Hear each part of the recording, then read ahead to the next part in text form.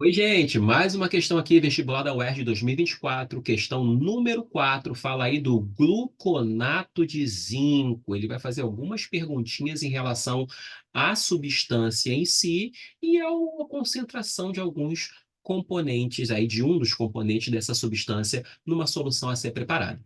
Beleza? Vamos lá? Questão 4 fala assim, gente, olha só.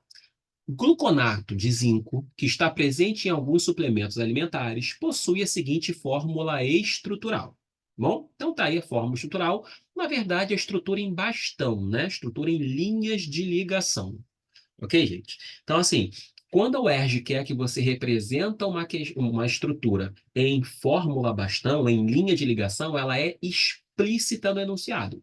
Estrutura em linhas de ligação.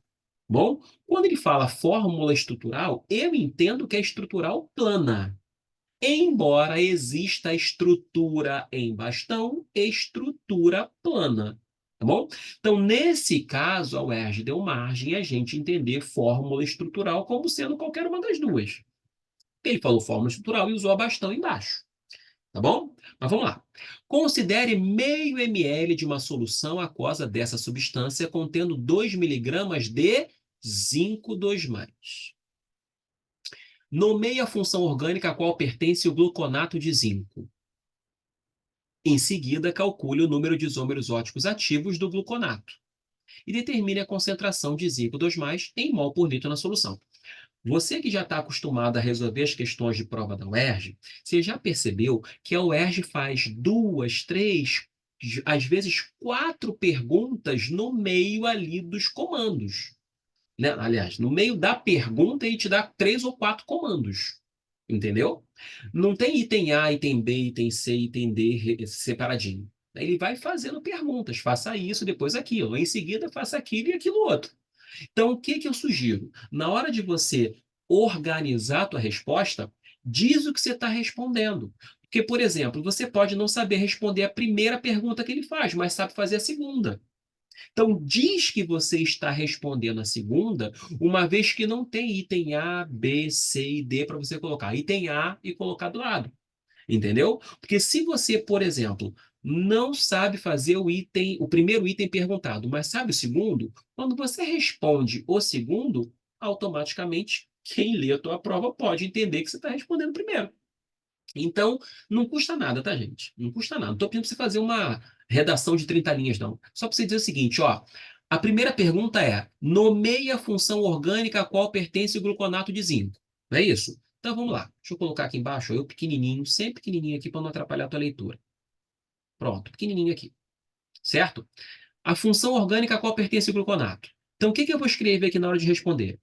Função orgânica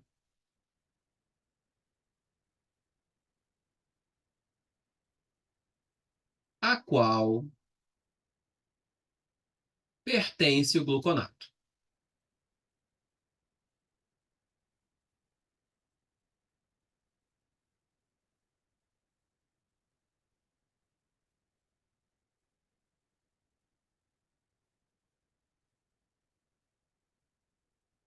Eu sei que nesse momento você pode ficar com alguma dúvida. Por quê? Porque você está vendo aqui, ó, hidroxilas ligadas a carbono saturado. Isso caracteriza a função álcool. A gente sabe disso. Só que quando ele pergunta a função orgânica do gluconato de zinco, essa terminação ato denomina o que para gente? Sal orgânico.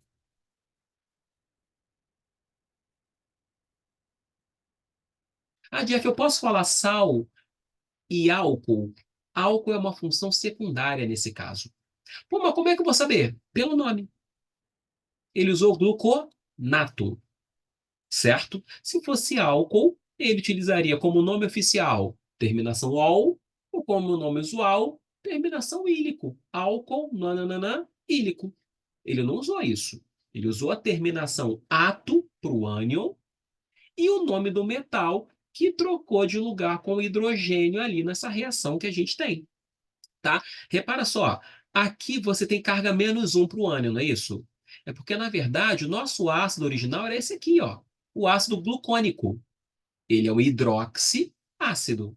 Quando esse hidrogênio saiu, juntando-se com a hidroxila, provavelmente de uma base, né, do hidróxido de zinco, formou água e o zinco veio para cá. Essa reação é bem difícil de acontecer porque o sal orgânico gerado, ele viria de ácido fraco e base fraca, né? Essa reação é muito difícil de acontecer, só para ilustrar na tua cabeça, tá bom?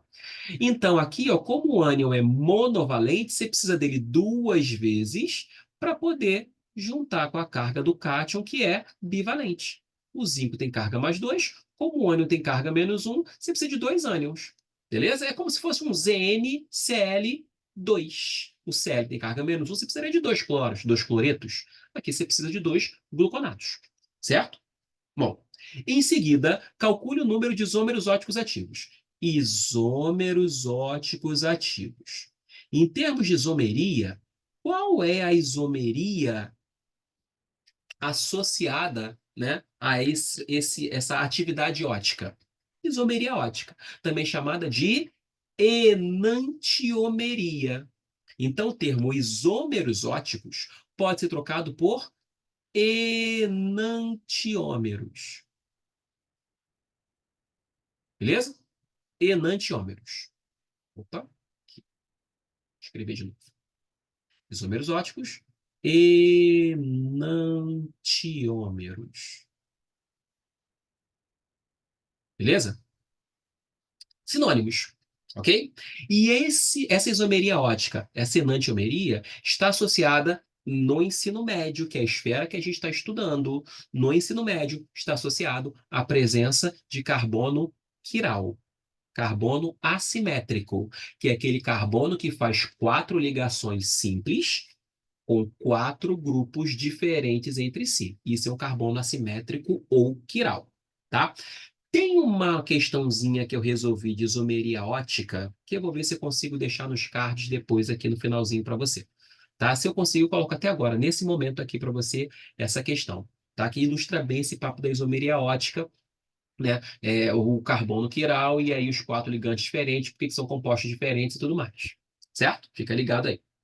Então, presença de carbono quiral, de novo, no nível de questão que a gente está se preparando, que é o vestibular da UERJ. Existe isomeria ótica sem carbono quiral? Existe. Nunca foi abordado esse tipo, esse caso particular, nos vestibulares da UERJ, tá? Nunca, não vou exagerar não, tá, gente? Mas nos últimos 20 anos, não. Isomeria ótica sem carbono quiral, certo? Então, não vou me ater a esse detalhe. Bom, então quando eu olho para cá, carbono que faz dupla nunca é quiral. Esse aqui não pode ser quiral. Carbono que está ligado a dois hidrogênios, e esse aqui, ó, CH2, também não pode ser quiral. Candidatos a carbono quiral. Vou trocar de cor aqui para ficar fácil de você visualizar, tá bom? Candidatos a carbono quiral. Esse aqui, por quê? Está ligado a hidroxila, hidrogênio, esse raminho pequenininho e o ramão grandão, certo? Aqui também e aqui também,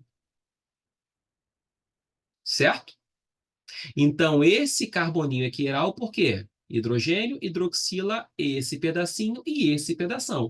Esse carbono aqui era o por quê? Hidroxila, hidrogênio, o lado esquerdo, o lado direito. Esse também, hidroxila, hidrogênio, o lado de lá e o lado de cá são diferentes, e aqui também. Então, são quatro carbonos quirais distintos, certo? Cada um desses carbonos gera para a gente duas configurações. A configuração D e a configuração L, de destrógeno e levógeno. Aqui também D e L. Aqui também D e L. Aqui também D e L. Então, pare e pensa, gente. Se eu tenho quatro carbonos que me dão possibilidade, cada um deles, de duas conformações, eu faço o princípio multiplicativo na matemática, eu não preciso ficar decorando fórmula, né? Quantas possibilidades eu tenho para a configuração desse carbono? Duas. E aqui, duas. E aqui, duas. E aqui, duas. 2 vezes 2 vezes 2 vezes 2. E aí, o que que a gente faz? A gente usa uma formulazinha, Não é isso? Essa formulazinha diz o seguinte, ó, o número de isômeros óticos ativos, vamos escrever, tá? Número, número de isômeros óticos ativos. 2 elevado a n, onde o n é número de carbonos quirais distintos. Ok? Como n é 4, 2 a quarta, 16. Pronto. Certo? Belezinha? Em seguida, calcule o número de. Ah, já foi essa. E determine a concentração de íons zinco 2 em mol por litro. Gente, só um detalhezinho, tá? Ele pediu o número de isômeros óticos ativos do íon gluconato. Esse íon gluconato é isso aqui sem esse 2, tá? A gente precisa de 2 íons gluconato na formação do sal, do gluconato de zinco, tá? Muita gente se engana e acha que, então são 4 aqui, multiplico por 2. Não, porque ele quer por íon. Ele não quer por sal, pela estrutura do sal. Número de isômeros óticos ativos na estrutura do sal. A estrutura do sal tem 2 íons. E aí os carbonos ficam rebatidos. Eu tenho carbonos quirais iguais. Essa fórmula não vai funcionar. Entendeu? Então a gente tem que pensar no íon, esquece aquele doisinho ali embaixo. Bom, esse doisinho é só para você manter o equilíbrio de cargas na constituição do sal, tá? A gente vai para a terceira parte. Concentração do zinco em mol por litro. Bom, ele diz que eu tenho 0,5 mililitros, então o volume é 5 vezes 10 a menos 4 litros, concorda?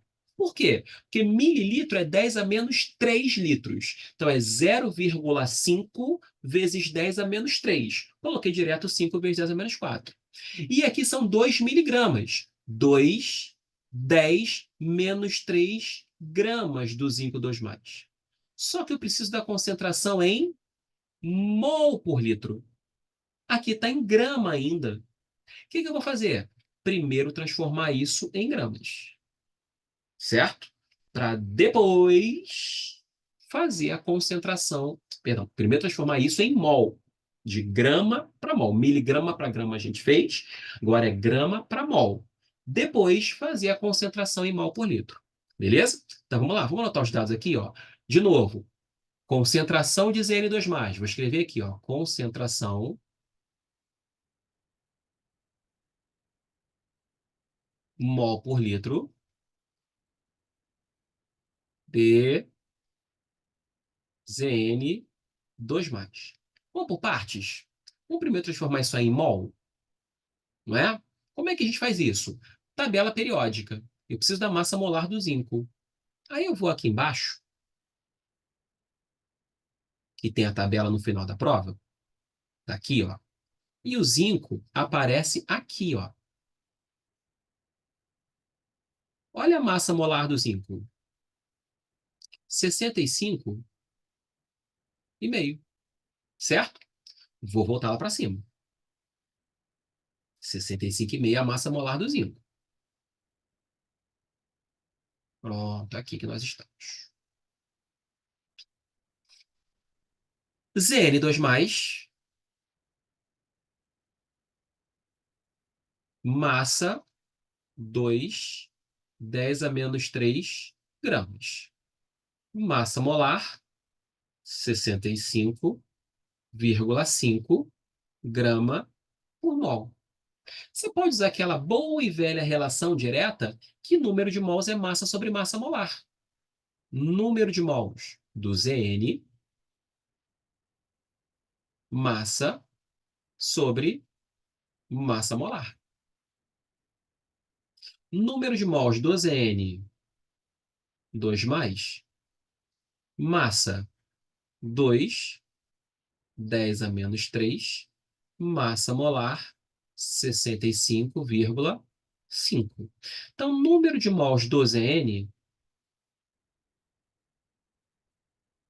vai ser 0,03 vezes 10 a menos 3 mol. Se você preferir, 3 vezes 10 a menos 5 mol. Beleza? Só que não é isso que eu quero. Eu quero a concentração em mol por litro. Se o volume, como a gente viu aqui em cima, o volume é meio ml, 5 vezes 10 a menos 4 litros. A gente faz agora um finalzinho, né? Formulazinha de concentração em mol por litro, se você quiser. Se não quiser, pode fazer a regra de 3, tá, gente? Aqui, ó. Concentração em mol por litro, número de mols do teu soluto, sobre o volume em litros da tua solução. A concentração em mol por litro vai ser número de mols do soluto, 3, 10 a menos 5. Volume da tua solução, 5, 10 a menos 4. Certo? Se você preferir, posso colocar aqui, ó, 3 vezes 10 a menos 5. Tá? 3 vezes 10 a menos 5. É feio, né? E aqui, vou botar 50 vezes 10 a menos 5. Lembrando, tá, gente? Esse valor aqui foi aproximado, tá? Essa continha aqui é aproximada, não é exata, exata não. É 0,030 alguma coisa, tá? Posso cortar esse 10 a menos 5 com esse 10 a menos 5. 3 sobre 50